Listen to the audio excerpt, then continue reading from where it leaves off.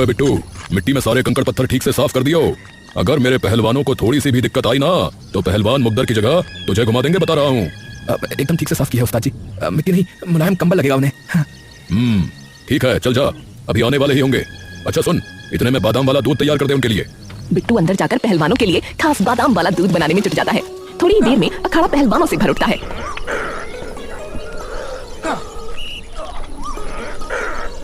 अरे लीलू, अरे बढ़िया से तैयारी कर, तू मेरा सबसे खास पहलवान है, समझा। और परसों 3 दंगल लड़ने हैं तुझे, 3 दंगल। ठीक है उस्ताद जी, ठीक है। अरे ये बिट्टू कहाँ रह गया भाई? अरे बनाया नहीं क्या दूध?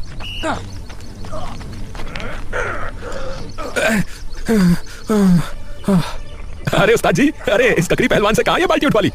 अरे झटका आ जाएगा इसकी कमर में। सब पहलवान उस पर हंसने लगते हैं और वापस अपनी कसरत और कुश्ती में लग जाते हैं। बिट्टू वहाँ खड़ा उन्हें एकदम ध्यान से देखने लगता है। अरे ओ बिट्टू, अरे क्या इधर उधर खड़े खड़े घूरे जा रहा है तू? हैं? जा अंदर जा और जाके पतलून धो पहलवानों की, जा। जी जी उस्ताद जी। बिट्टू अखाड़े का सारा काम निपटा कर वापस घर आ जाता है। अम्मा कैसा लग रहा है आप? अरे आ गया बिट्टू, बेटा थोड़े पैर दबा दे रहे, बड़ा दर्द हो रहा है। बिट्टू एक गहरी सांस भरकर मुस्कुराने लगता है और अपनी माँ के पैर अपनी गोद में रखकर दबाने लगता है। कैसा रहा आज का दिन बिटवा? बिट्टू के चेहरे पर एक फीकी सी मुस्कान आ जाती है। ठीक है अम्मा। बिट्टू चुपचाप अम्मा के पांव दबाता रहता है। बस बेटा, अब तो मुंह हाथ धो के जोत लगा दे जरा। ठीक है अम्मा। हे बजरंगबली, मेरी माँ का ध्यान रखना, उन्हें जल्द से जल्द ठीक कर देना। बिट्टू जोत लगाकर खाना बना देता है। अब और रोटी लाऊं अम्मा? नहीं नहीं बिटवा, बस।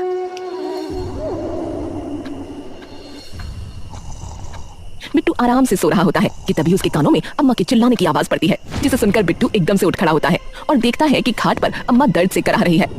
अम्मा अम्मा क्या हुआ अम्मा, क्या हुआ? अरे बेटा, अरे पेट में दर्द हो रहा है, अरे बहुत ज्यादा दर्द है। बिट्टू अम्मा को दर्द में कराहते देख घबरा जाता है। हे भगवान, ये क्या हुआ?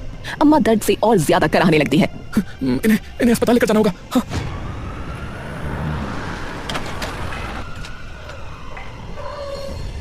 देखिए, अभी तो हमने इनको दर्द का इंजेक्शन लगा दिया है, लेकिन इनके पेट में एक तरह का इन्फेक्शन बन चुका है, जिसका जितनी जल्दी हो सके इलाज कराना पड़ेगा। अगर थोड़ी भी देर हुई तो कुछ भी हो सकता है। ये सुनते ही बिट्टू पर मानो बिजली टूट पड़ती है। क्या? कितना वक्त डॉक्टर साहब?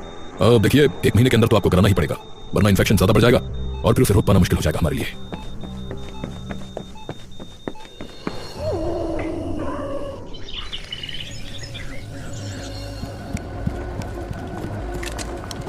बिट्टू खाने की थाली लाकर अम्मा की खाट के पास रख देता है। ठीक है, मैं जाता हूँ, टाइम हो रहा है मेरा अखाड़े में जाने का। अम्मा कुछ देर तक उसे देखती रहती है। पर बेटा, तूने रात को ठीक से सोया ना, तूने कुछ खाया, काम कैसे करेगा? बिट्टू एक बार फिर झूठी मुस्कान के साथ सर झुका लेता है। कोई नहीं अम्मा, मुझे वैसे भी इतनी भूख नहीं है। अच्छा अम्मा, चलता हूँ।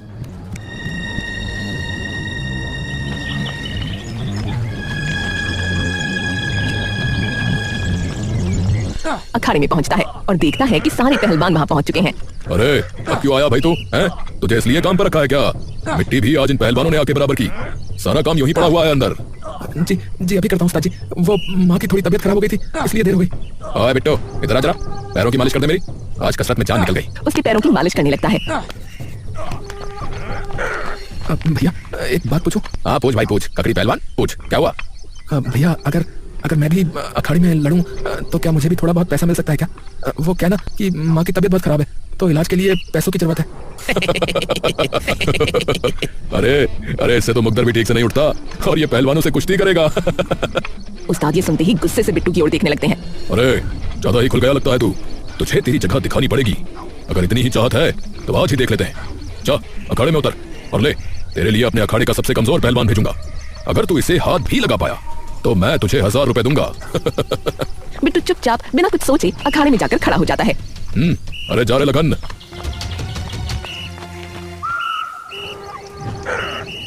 बिट्टू तेजी से लखन की ओर बढ़ने लगता है। लखन तभी बिट्टू को एक हाथ से पकड़कर हवा में उठा देता है। ये देखकर वहाँ मौजूद सभी पहलवान जोर जोर से हंसने लगते हैं। लखन आसानी से बिट्टू को धराशायी कर देता है। बिट्टू अखाड़े की मिट्टी में एकदम चित्त पड़ा होता है और तभी उस्ताद जी उसके सामने आ जाते हैं। अरे हमारी बराबरी करने चला था तू, हैं? अरे एक बार शरीर देख अपना, अरे कोई फूंक भी मार देगा ना तो उड़ जाएगा, तू उड़, समझा? सब लोगों की बेइज्जती और हंसी सुनकर अब बिट्टू एकदम बिखर जाता है और बिना कुछ कहे उठकर वहां से भाग जाता है।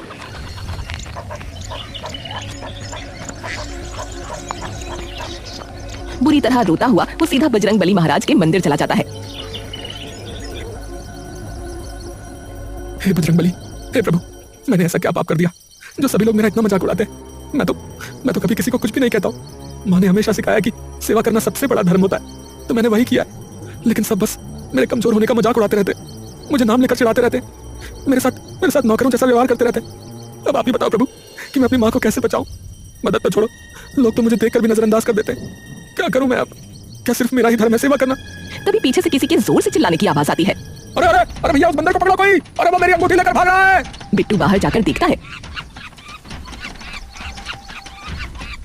उसे कोई इंसान तो नहीं दिखता, लेकिन वो देखता है कि एक बंदर जिसके हाथ में कुछ चमक रहा है वो जंगल की ओर तेजी से भाग रहा है।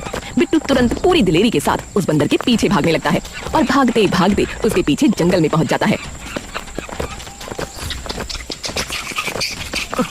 अरे अरे, कहां बचकर जाओगे बानर महाराज? वो बंदर तब भागकर एक ऊंचे से बरगद के पेड़ पर चढ़ जाता है और बिट्टू उस पेड़ के नीचे जाकर खड़ा हो जाता है। अरे अरे, नीचे उतरो।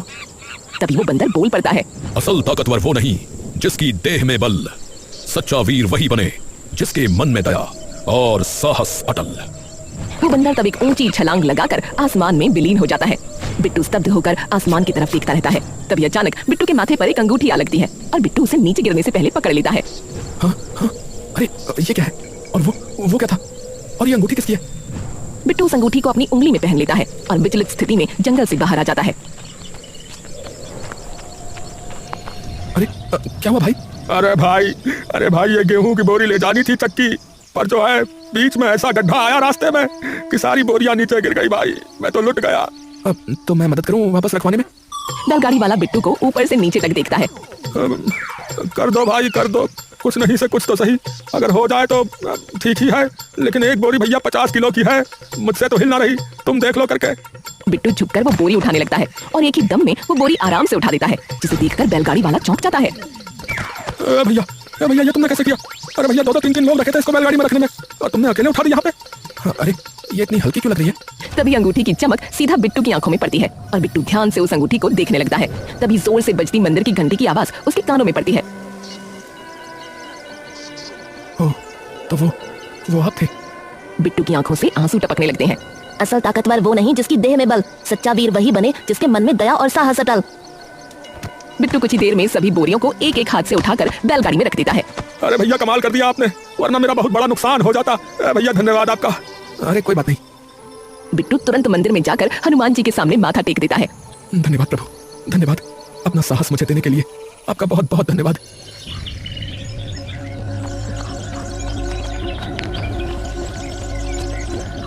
बिट्टू उसके बाद सीना तान कर सीधा अखाड़े में पहुंच जाता है और तभी पहलवानों का ध्यान दरवाजे पर खड़े बिट्टू पर पड़ता है, जिसके चेहरे पर इस बार एक मजबूत सी मुस्कान होती है।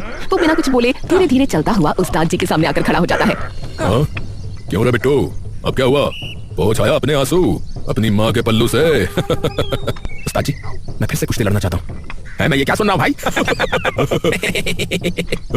अरे भाई, 2 घंटे में पहलवान बन के आ गया क्या तू? उस्ताद जी, अगर मैं लीलू पहलवान को हरा दूं तो कल से आप मुझे भी अपने साथ दंगल लेके जाएंगे और जो इनाम मिलेगा वो मुझे मिलेगा। ये सुनकर कुछ पल के लिए सब लोग एक दूसरे का चेहरा देखने लगते हैं। हाँ? ठीक है, अगर इतनी ही हिम्मत आ गई है तेरे अंदर तो अभी देख लेते हैं। ए लीलू, आइए जरा।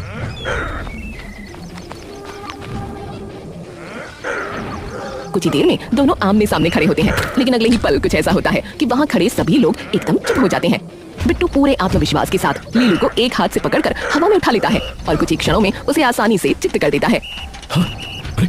अरे ये कैसे हो गया? उस्ताद जी, अब तो लेकर चलना पड़ेगा आपको मुझे दंगल में। अब आप मना नहीं कर सकते।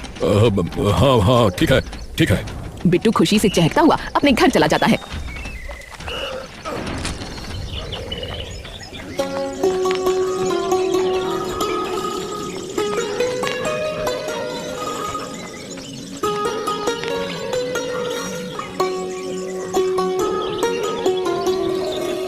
जाकर सारी बात अपनी माँ को बता देता है।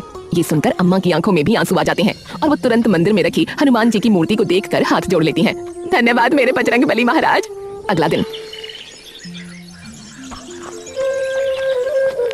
बिट्टू सीना तान कर उस्ताद जी के साथ अखाड़े में कुश्ती लड़ने चला जाता है। अखाड़े के आसपास खूब भीड़ जमा होती है। अरे भैया ये किसका बच्चा खो गया भैया? अरे जो जंगल में आ गया, अरे कौन है भैया ये? लेकिन जैसे ही कुश्ती शुरू होती है बिट्टू अपने सामने खड़े हट्टे कट्टे पहलवान को एक ही पल में चित्त कर देता है, जिसे देख सारी जनता आश्चर्यचकित रह जाती है। 1 2 1। अरे भाई कमाल कर दिया बिट्टू जी ने। ऐसा पहली बार हुआ है हमारे दंगल में कि किसी पहलवान ने 20 सेकंड में, जी हाँ भाइयों बहनों, 20 सेकंड में इतने हट्टे कट्टे पहलवान को चित्त कर दिया हो। इस जीत के लिए बिट्टू जी को मिलते हैं पूरे 10,000 रुपए। जी हाँ दोस्तों, पूरे 10,000 रुपए का इनाम। जोरदार तालियां हो जाएं। उस्ताद जी उसे वहाँ खड़े देखकर दंग हो रहे होते हैं। तभी बिट्टू उनके पास आता है। हाँ? अरे तू एकदम से इतना ताकतवर कैसे हो गया? अरे वो छोड़िए उस्ताद जी, अब तो आप जल्दी से जल्दी और दंगलों का इंतजाम करवाइए मेरे लिए, और देखते जाइए कि मैं कैसे आपको पैसे कमा कर देता हूँ। बिट्टू उन 10,000 रुपयों में से 2,000 रुपए निकालकर उस्ताद जी को दे देता है, जिसे देख उस्ताद जी मुस्कुराने लगते हैं। तो हो जा तैयार, फिर लाइन लगा दूंगा दंगलों की मैं अब, और आप देखना मैं कैसे आपका नाम रोशन करता हूँ आसपास के सभी गांवों में। और बिट्टू ये बात सच कर देता है।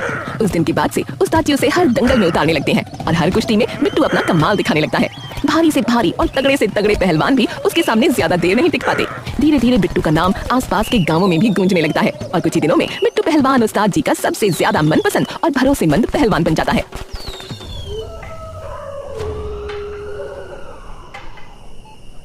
हो गए माँ, तुम्हारे इलाज के पैसे पूरे हो गए। अम्मा की आंखों में आंसू आ जाते हैं और चेहरे पर एक बड़ी सी मुस्कान फैल जाती है।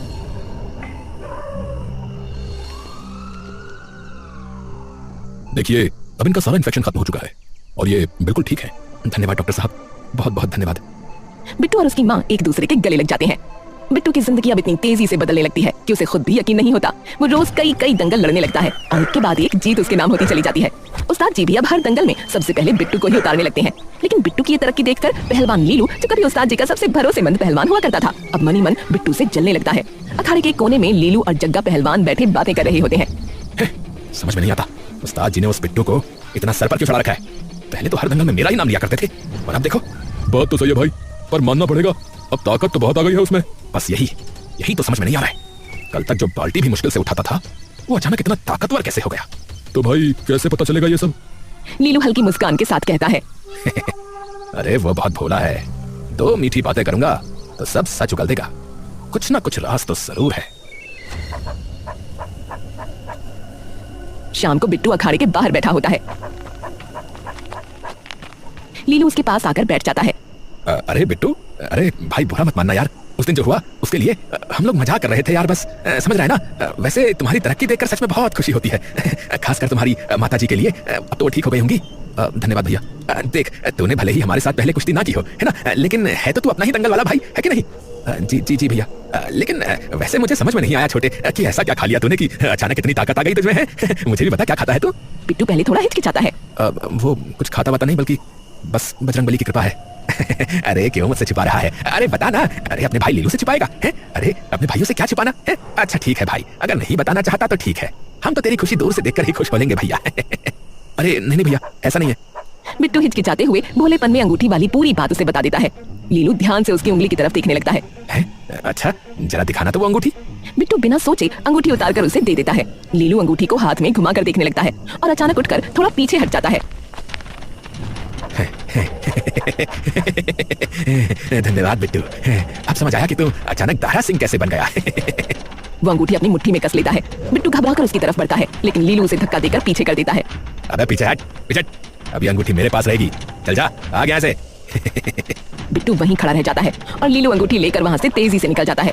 बिट्टू कुछ देर तक समझ ही नहीं पाता कि उसके साथ ही क्या हुआ। इसी असमंजस में वो चुपचाप वापस अपने घर लौट आता है। अरे बिट्टू बेटा आ गया, चल मुंह हाथ धो ले, तब तक मैं तेरा खाना लगा देती हूँ। बिट्टू चुपचाप वहीं खड़ा रह जाता है। ए बिट्टू, कोई जवाब नहीं आता।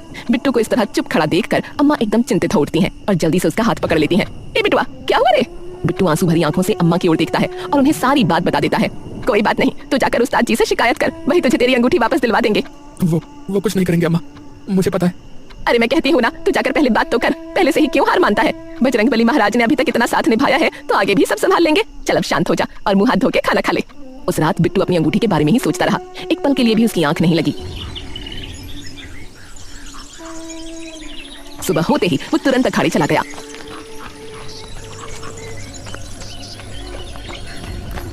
अखाड़े में पहुंचकर बिट्टू देखता है कि वहां कई सारे पहलवानों की भीड़ जमा है। अरे अरे अरे हटो, अरे हटो, अरे अरे यहाँ पर क्या हुआ है? बिट्टू बड़ी मुश्किल से पहलवानों की भीड़ के बीच से निकलकर आगे आता है। देखता है कि लीलू वहाँ पसीने में भीगा खड़ा है। उसके सामने आधी दूध से भरी हुई एक बाल्टी रखी है। बिट्टू घबराकर पास खड़े जग्गा पहलवान से पूछता है, अरे अरे क्या हुआ भैया, क्या हुआ? अरे पता नहीं, जब से आया है तब से कुछ भी नहीं उठा पा रहा। जो पहलवान कभी तगड़े तगड़े पहलवानों को एक हाथ से उठा लेता था, उससे देख जरा, आधी भरी बाल्टी भी नहीं उठ रही। सामने खड़ा लीलू पूरी ताकत लगाता है, लेकिन आधी भरी बाल्टी को भी जरा भी हिला नहीं पाता। अरे अरे ये क्या हो रहा है, ये क्या हो रहा है? इतनी कम ताकत क्यों लग रही है? मैं कुछ उठा के नहीं पा रहा हूँ। तभी लीलू की नजर बिट्टू पर पड़ती है। उसकी आंखों में गुस्सा भर जाता है। ये सब तेरी वजह से हो रहा है, तेरी वजह से हो रहा है। हे भगवान, हे भगवान, ये क्या हो रहा है, ये क्या हो रहा है? तभी लीलू का ध्यान अपनी उंगली में पहनी हुई बिट्टू की अंगूठी पर जाता है। हो ना हो, ये सब इसी अंगूठी की वजह से हो रहा है। हाँ हाँ। वो अंगूठी उतारने की कोशिश करता है, लेकिन अंगूठी उसकी उंगली में बुरी तरह फंस चुकी होती है। अरे अरे ये उतर क्यों नहीं रही? अरे भाई कोई मदद करो इसे उतारने में। मैं तो बड़ा थका थका महसूस कर रहा हूँ। वहाँ खड़े सारे पहलवान पूरी ताकत लगा देते हैं, लेकिन कोई भी अंगूठी नहीं निकाल पाता। तभी उस्ताद जी भी वहाँ जाते हैं। अरे ये सब क्या हो रहा है यहाँ पे? अब लीलू इतना परेशान हो जाता है कि वो जोर जोर से रोने लगता है। उसे रोते देख सबकी हंसी छूट जाती है।